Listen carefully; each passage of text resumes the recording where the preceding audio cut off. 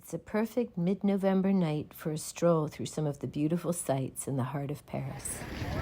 I am coming to you from the courtyard of the Louvre. There you can see the Arc de Triomphe du Carrousel. That's not the real Arc de Triomphe, it's a smaller one.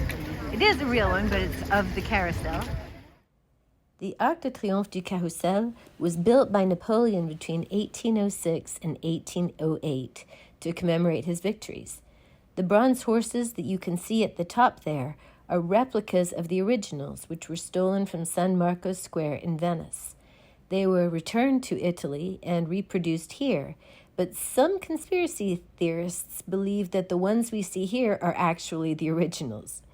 If you look through the arches, you can see the obelisk of the Place de la Concorde. You go all the way down through the Tuileries in a straight line, and then you get to the Place de la Concorde, and you see the obelisk, and then you go in a straight line down the Champs-Élysées, and you can see the larger Arc de Triomphe. And this first arch is 15 meters tall, whereas the Arc de Triomphe at the end of the Champs-Élysées is 50 meters tall. And there you can see one of the arms of the Louvre is being redone. They've got all kinds of ads on there, which is not the prettiest thing. And then here we come into the actual Louvre castle, built as a medieval fortress and then renovated to become a Renaissance castle. And then you've got your pyramid here, built by IMK, PEI, a Sino-American architect, in 1989 during the renovation projects of the then President Mitterrand. And then the pyramid is actually an entrance. You can see the entrance to the museum in the center behind the little tent. It's right now it's 6:15 on Saturday, November 13th, and the museum just closed at 6 p.m., so there are no lines. During this pandemic period, all visitors must show proof of COVID-19 vaccination, and that's to get into anywhere that's public and indoors. The French have a pass sanitaire, or a sanitary pass, that's actually a QR code that you apply for after proving that you've been vaccinated. And this is scanned very quickly prior to entering museums or restaurants. And it makes the health checks, in my opinion, makes the health checks very efficient. I've also found out that the American CDC card is accepted, so that makes it easy for Americans who didn't have time to apply for the sanitary pass. That you have the central entrance to the pyramid. It's much more organized. You can see it's also very gorgeous and is illuminated at night. So here is a beautiful view of something that you've probably seen in films like The Da Vinci Code. Lots of fountains here, and of course this is the largest museum in the world. So we're not going to go in, we're just going to have a little look at the lights of the Louvre on a cool November night with lots of tourists. Now we're going to continue our walk. We're going to go behind the pyramid. We're going to go through the back wing of the castle that you can see there in the photo. We're going to cross the square court of the Louvre and then turn right and keep walking until we get to the bridge called Le Pont des Arts, the Bridge of Arts. Here we are on the most gorgeous Pont des Arts, or Bridge of the Arts, sometimes called the Passerelle of the Arts, or the Passage of the Arts. And as you can see the beautiful bridge in front is the Pont Neuf, the oldest bridge in Paris, called the New Bridge. And you can see the Conciergerie just a little bit. On this bridge, you have on one side the square court of the Louvre. You've got all kinds of people hanging out. Sometimes there's music. There you might just see a guy making chestnuts with his shopping cart and some kind of heating system, barbecuing system he has. The bridge is made out of wood. It's very delicate.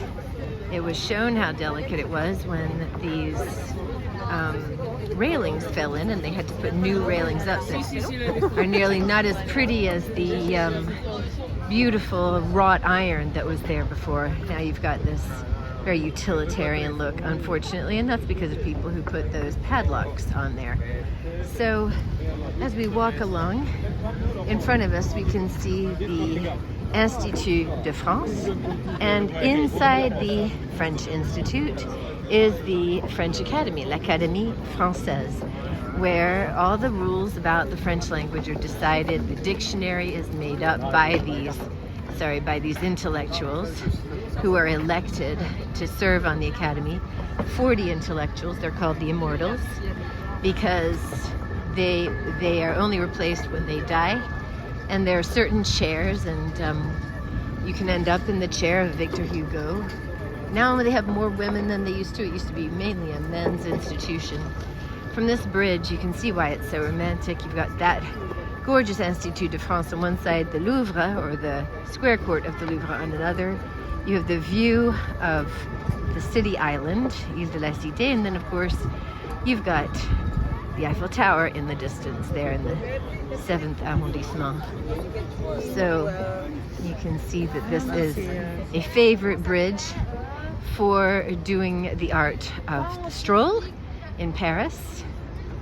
And as you can see, it's absolutely gorgeous over the river.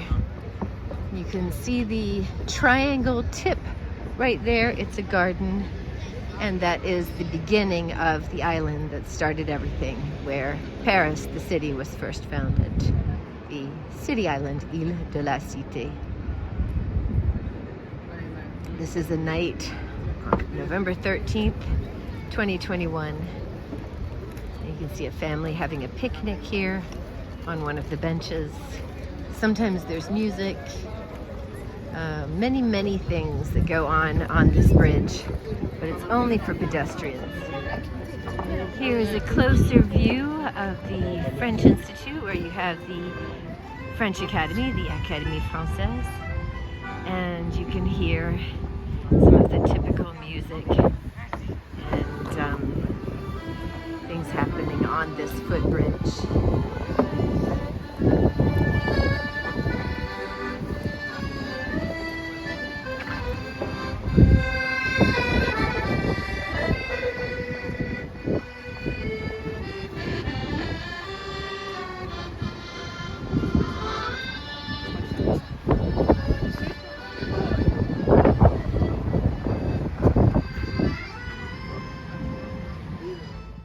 A few minutes later, and a very short walk later, my feet just naturally took me back to Notre Dame Cathedral, where I come as often as I can to pay my respects.